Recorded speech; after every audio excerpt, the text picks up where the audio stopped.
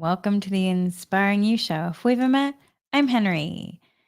So, on the Inspiring You Show, we dive deep into energy healing, meditation, mindfulness, and tools for whole health living. And today we're going to be doing a mindful chat about the light within, talking about clearing, measuring, expanding your energy field, and how this all works. So, we're going to explore the invisible field of vital energy that surrounds each of us and how we can clear non beneficial energies, frequencies, vibrations, and then expand this field to radiate more light and life.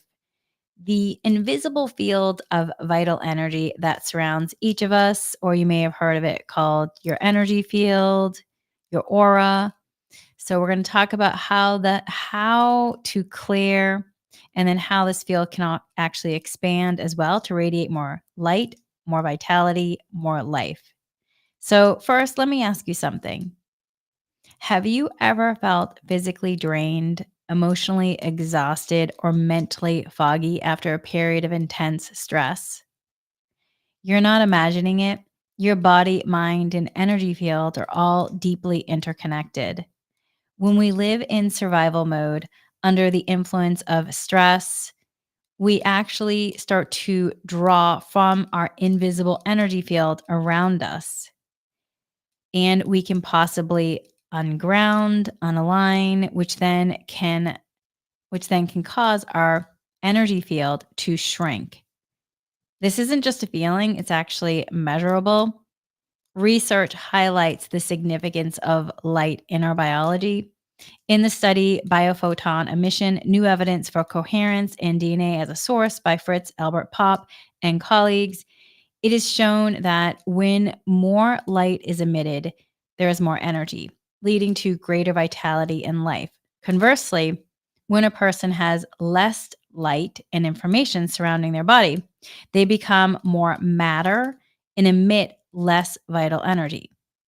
So, extensive research proves that the body's cells and various systems communicate not only through the chemical interactions we're familiar with, but also via a field of coherent energy, light.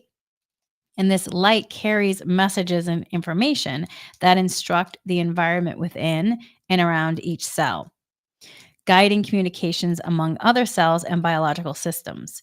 So, understanding this connection between light energy and our biology is key to expanding our energy field and enhancing our overall well being.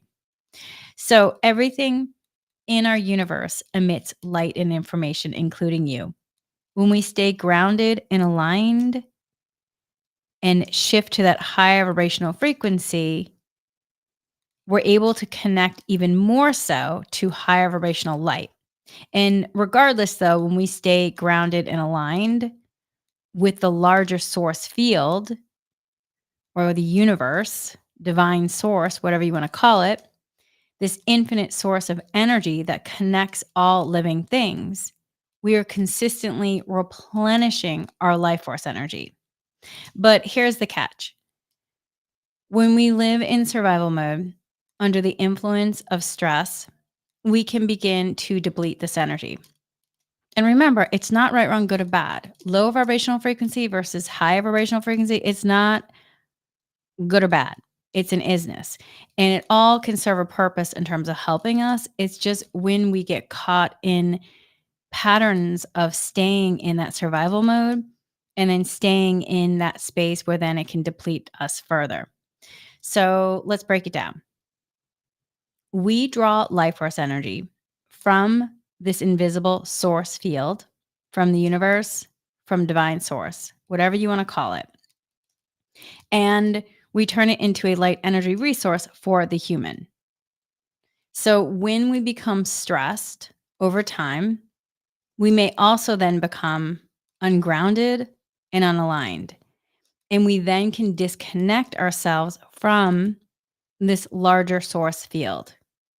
And when we're living off the resources, when we're living off of those resources of what was in our own field, then our energy field can become disconnected from source energy around us, which then can cause our bodies and our energy field to shrink because we're living off of the resources that are within our own energy field.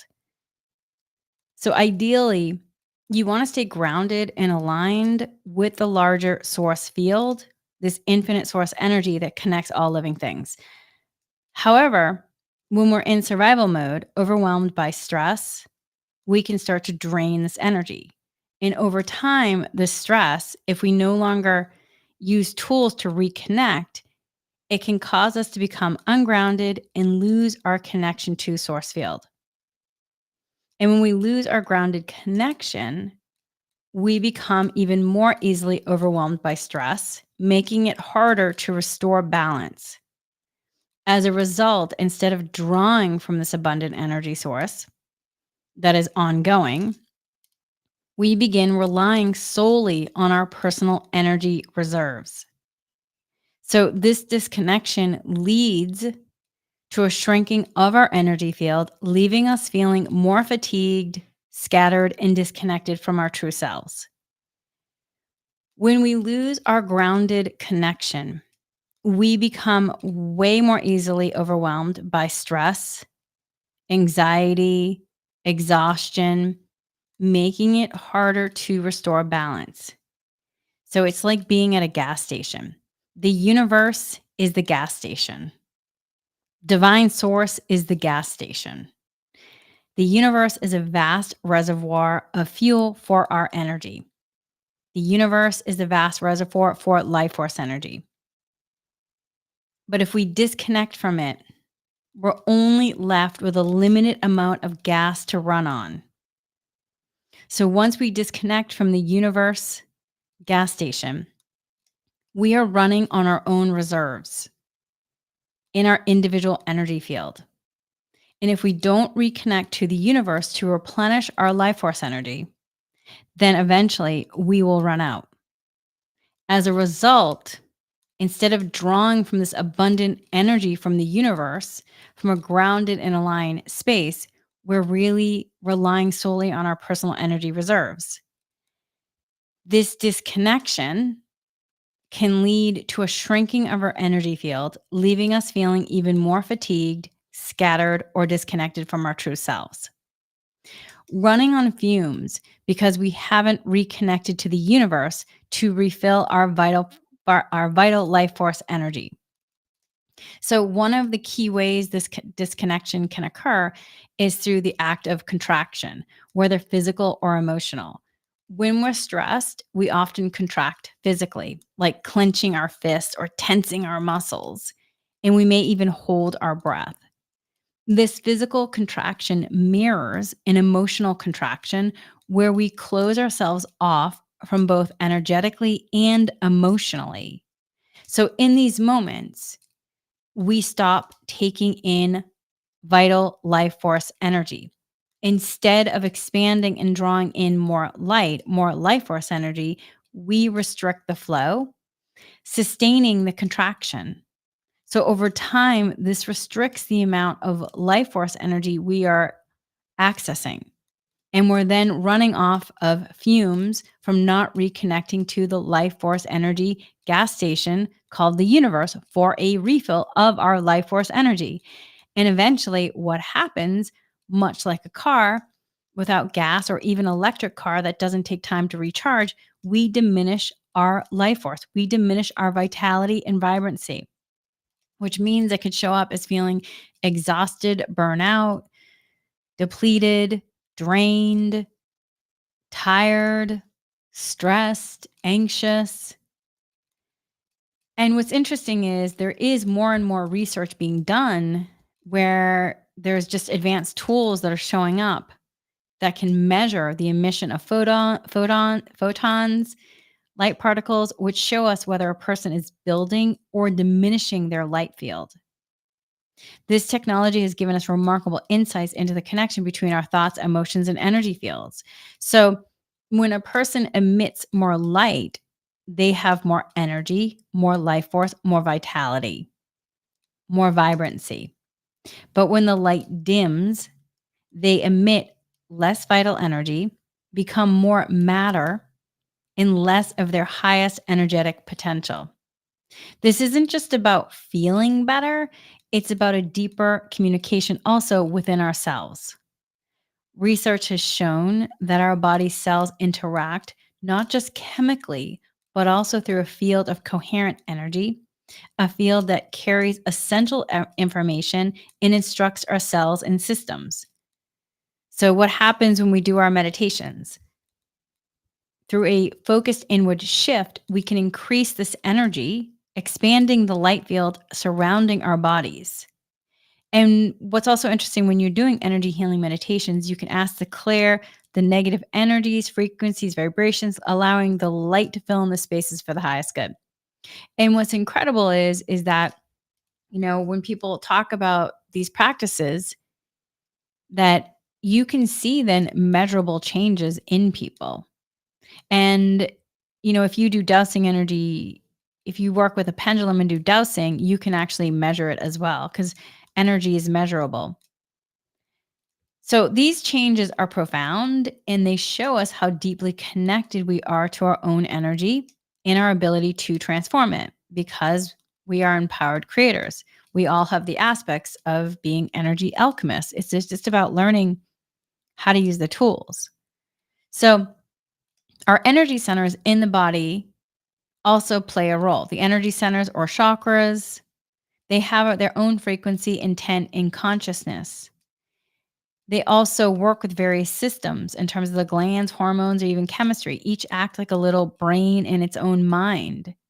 By tuning into these energy centers, we can begin to consciously shift our energy in a beneficial, powerful way.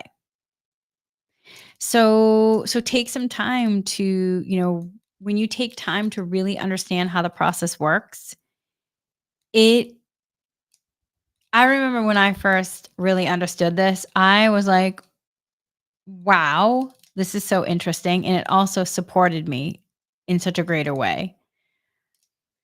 So, really understanding how the process works and what it means to emit more light and how then to actively cultivate this vital energy within us. And so let's talk about then how you increase your light field, raise your vibration, feel more vital, energized, and connected. So it starts with becoming conscious of your energy. So the first step is awareness, acknowledging your thoughts, emotions, actions directly influence the energy field around you. For example, if you're constantly stressed or in a state of anxiety, your energy field contracts. This contraction leads to less light, less energy, and a feeling of depletion. And remember, it's not right, wrong, good, or bad. There's an isness. And when we are in an experience of having in a low vibrational experience, it's just about what is the information, what is the wisdom.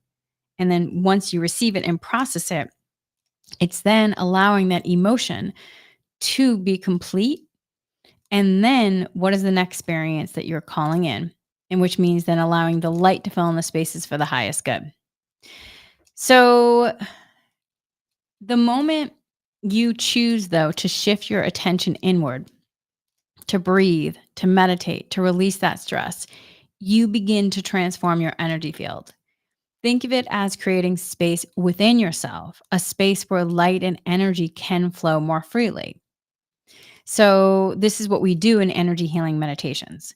By bringing your awareness to your breath, your heart, your energy centers, you can literally clear, cleanse any negative energies, frequencies, vibrations, and rebuild your light field. So, here are some other practices that can help clear any dense energies, frequencies, vibrations, and expand your light field. Reiki and dosing energy sessions, quantum energy meditations, Reiki meditations, mindful breathing. Your breath is a powerful tool to regulate energy. When you're stressed, your breathing can become shallow and your energy can become stagnant. But when you practice mindful breathing, doing deep intentional breaths, you oxygenate, bring in oxygen to your body, release tension, and allow energy to flow more freely. So another one is, heart-centered energy healing meditations. Your heart is a powerful energy center that emits a strong electromagnetic field. When you focus on your heart-centered on a heart centered energy healing meditation, you amplify the light within you. An easy way to do that is to visualize your heart radiating light, sending love and gratitude into your body and beyond. This practice helps expand your light field and creates a sense of coherence within your energy system. Chakra alignment or energy center alignment. As I mentioned earlier, each of your energy centers or chakras has its own frequency, intent, and consciousness. By aligning these centers, you create harmony within your body and your energy field. A simple way to do this is to focus on each chakra during a meditation, starting from the root, working your way up to the crown chakra, visualizing each center glowing with light. And then the next one would be affirmations and also retraining the brain, bringing in positive thought patterns. The thoughts we think and the words we speak can also carry energy. So, negative thought patterns can shrink our energy field, while positive affirmations can expand it. So, using affirmations like the I am from the I am presence in terms of I am light, I am love, I am filled with vital energy. These words can help reinforce the vibration of light within you. And over time, they become part of your energetic reality. Also, movement and flow. Energy loves to move. So, practicing yoga, Tai Chi, or even a walk in nature can help activate and circulate energy within your body. When you move your body mindfully, you're encouraging your energy to flow, which can expand your light field and increase your vitality, vibrancy, and efficiency. So, one of the most powerful shifts happens when we understand the connection between our inner state and our outer reality. When you emit more light, you not only feel more energized, but you also affect the world around you. So think about it. Your energy field extends beyond your physical body. It interacts with the fields of others. When you walk into a room with an expanded, radiant light energy field, people can feel it. You uplift the energy around you. And when your light field is dimmed, it can also influence environments in subtle ways. But remember, it's not right, wrong, good, or bad. It's an isness. And it's about this whole humaning experience where we understand that we are energy alchemists and we are here to learn, grow, and evolve in this experience with it. And so that's why taking time for patience and practice and knowing that, if you ever learned how to ride a bike, when you first got on, you felt wobbly. I don't know how to balance this. How do I move it? And then at certain point, it just became like, oh, you got on the bike and rode it because you understood how to balance it. Learning how to be an energy alchemist is the same thing as well. So take time to practice it. And when you realize certain things, take note of that and give yourself congratulations that you've noticed something and you've realized it and you've become conscious on it. Also, I just want to share a personal experience. I have been doing aspects of this work since I was a child, but there have been moments along the way where I've just wanted to be in the human experience as well, where I was like, I just want to take a break, or there was an experience many, many years ago when I was working in television as a producer. I was working on the TV show X Factor, which, if you don't know X Factor, it was on Fox. It's it was a music show, much like American Idol, where people would come on and audition to be the next X Factor in terms of singing. It was groups in all ages as well. So anyway, I was working on that show for almost a year. And before that show, one of my best friends from college passed away. And I was in loss and grief, and I was really sad. And I ran away from my loss and grief, where I basically went on to the X Factor, and I was working 80-hour weeks, almost 7 days a week, sometimes 7 days a week, for months and months and months and months at a time. And I was so incredibly drained and depleted at certain points. Every month I would go work with an energy practitioner that I had been working with for, I don't even know, like 12, 14, 15 years. And I would become rejuvenated, but I would go, it was like I was completely emptied in terms of gas. Like I was so drained. I was like, like trying to take deep breaths, but I couldn't because I only could do shallow breathing. And I was constantly saying, I'm tired. I'm tired. And I just was really drained. And I had, through it, then there was a lot of stress. And it was like my energy was depleted. And then I would go do an energy session with this energy practitioner that I worked with. And I completely would be replenished in terms of life force energy. Like it was remarkable, my before and after. It was so remarkable. And I was like this for like months where I would just go in drained and then I would leave lighter. My energy levels increased. I would feel more alive. And it was truly like a profound experience in a lot of ways because it showed me how, like, oh, this is why daily meditation can really support me because it helps me to stay grounded and aligned instead of just showing up to try to do it all in one day. And it also just showed me in terms of life force energy. I really learned a lot about life force energy that year. And I also, when I started hearing myself say numerous times in a day, like, I'm tired, I'm tired, I'm tired, I was like, why? I'm saying I'm tired, but yet I'm not hearing myself and I'm not doing anything to change it because I was just caught in this patterning.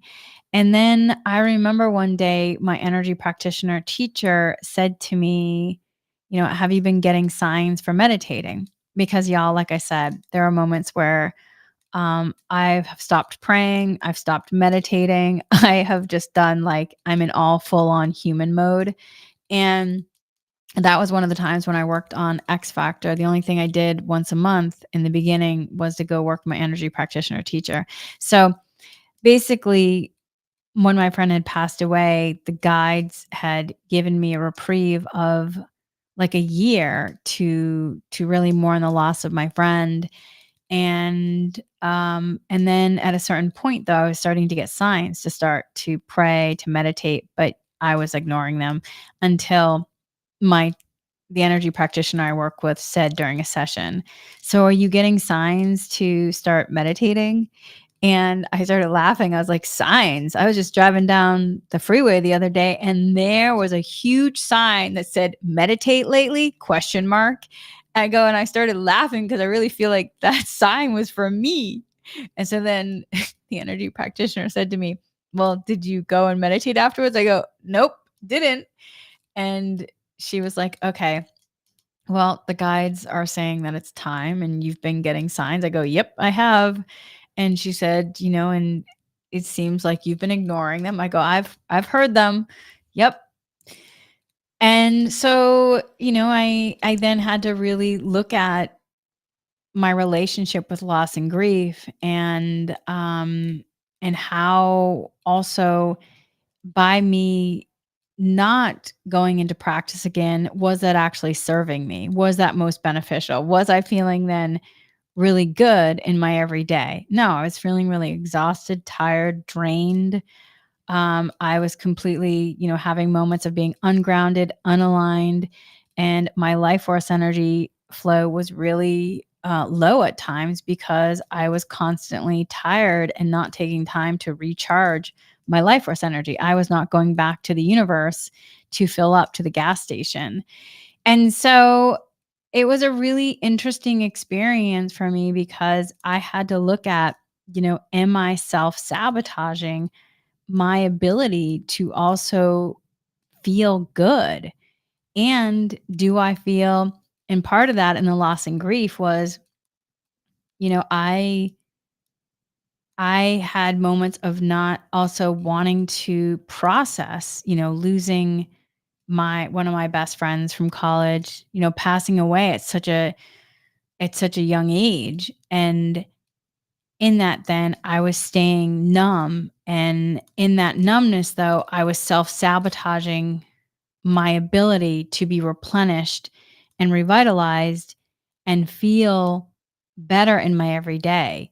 Instead, I was just weighed down, exhausted, tired, drained, and in numbness because I wasn't allowing myself to process and I was staying stuck. I was really, really stuck. Really, really stuck. That's another story in terms of what ended up happening next. um, so I say this because y'all, in this experience, it's so interesting that yes, I have had a relationship with my guides since I was a children. Yes, in terms of having psychic abilities, we also, though, are in this humaning experience, and have I done all these different practitioner courses and taken and learned all these tools? Yes. And also, though, we're living this human experience. And I will say, if I hadn't had that year of just running from loss and grief, from my own personal experience in terms of my humaning, I'm not sure I would have really truly been able to understand the embodiment of life force energy and the understanding of the consciousness to the point that I do now because I so drained myself every month. And then I would go in once a month to an energy practitioner and I literally would become revitalized. And I was like, wow, this is so fascinating how quick it works. And then also, I had to look at, though, those other aspects, like, you know, where am I on my own relationship with worthiness in terms of life force, vitality, vibrancy? Am I feeling any elements of guilt in regard to my best friend from college dying at such a young age? Is there any self-sabotage? And I will also say, in terms of my best friend from college, he is someone that, has come in, often to talk to me as a guide and encourage me. And so even though I have this experience of being able to access, my higher self, soul, and guides, it does not mean that I'm not living in a human experience where sometimes I become in a pattern of stress or exhausted or tired. And that's because we're here to learn, grow, and evolve. And that very experience on X Factor, was one of the things that led me to really wanting to take loss and grief certification courses as a practitioner because I wanted to understand different elements of loss and grief. And so I went and studied it for years, with various experts to like understand it after I had gone through that experience. Because again, we're here to learn, grow, and evolve. And it's these opportunities of remembrance in terms of being energy alchemists. So that is part of my story. And so then I did, that was what that conversation with the energy practitioner.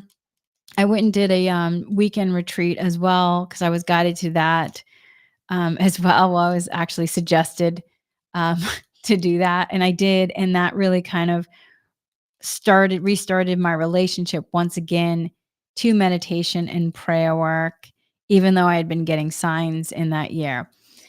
And with that, though, in terms of practice, some weeks my practice, like, whew, it is there for energy healing meditations, breath work, yoga, all of that. And then some weeks, if the cosmic energies are really intense, I just need more rest. And that's okay too, because once you start to understand how energy works, you have a different relationship with knowing like, okay, the cosmic energies are coming in and there's a tiredness here because there's a lot of things clearing and the light that's coming is higher light. And so my body needs more rest to acclimate. So it's all just about becoming aware and noticing in elements of like, oh, wait, maybe I'm not aware in that area and it's okay. Am I ready to be invited in to be able to shift? And sometimes it takes a while and that's okay too. And that's where you bring in patience and kindness for the human. You double down on that patience and kindness and love and just know when it's ready in time This too shall pass. You will have a shift. And sometimes it can take like a year. Sometimes it can take less, like can take like less than, a minute for a shift. But sometimes it can take a year because there's a lot of elements that are lining up in terms of your divine design and what you're being called to learn. So that's my story and part of it. And just really then from there, it just gave me even more understanding and appreciation of how your energy field can shift and then the power of, clearing your energy and then expanding your light field. And also knowing that one day you can have an expanded light field, and then the next day you can wake up and go, wow, something has shifted. I feel a bit contracted. But then you use your energy tools to clear, and then you expand again. And you just know that this is what it means to be an energy alchemist. So, I cannot recommend enough on learning energy tools, however that shows up for you. So, whether you take some sort of introduction class, where Reiki 1 and Reiki 2 is a great introduction class because not only does it really teach you in terms of understanding the discipline of it in regard to grounding and alignment, becoming a clear channel, it's also a really just, the classes in my experience have just been so inviting and a great way to really learn. They're also in terms of, learning then quantum energy. That's another element of it, learning dowsing energy healing. There's a lot of different modalities and ways, but I feel like just learning the basics at first can really be transformative for you. So, with that, my friends, I encourage you to continue learning, growing, understanding how your light field works is more than just, feeling better in this moment. It's about creating lasting change and how you interact with yourself and the world around you. When you understand how to clear non beneficial energy and then cultivate more light, you increase your vitality, vibrancy, and efficiency. You can improve your health and align with the higher frequencies of consciousness. You can become a beacon of light for not only yourself, but others. And that ripple effect can uplift everyone you encounter.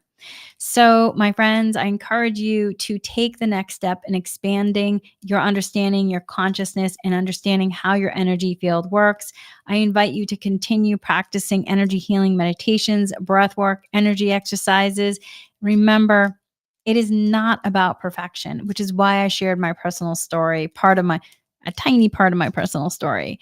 It is about consistency, and even within consistency, there might be some days, weeks, months, or years where you are just wanting to be in the human experience, and that is okay as well. And just know, though, every day with your breath, you have the opportunity to not only allow things to clear, but also bring in more light or more life within yourself. Because when you're breathing in life force energy, that light is coming in. And when you're breathing out, you are then clearing on the out breath. And on the in breath, you're letting light come in to fill in the spaces for the highest good. So breathing in life force energy, breathing out what no longer supports you, breathing in life force energy, breathing out what no longer supports you.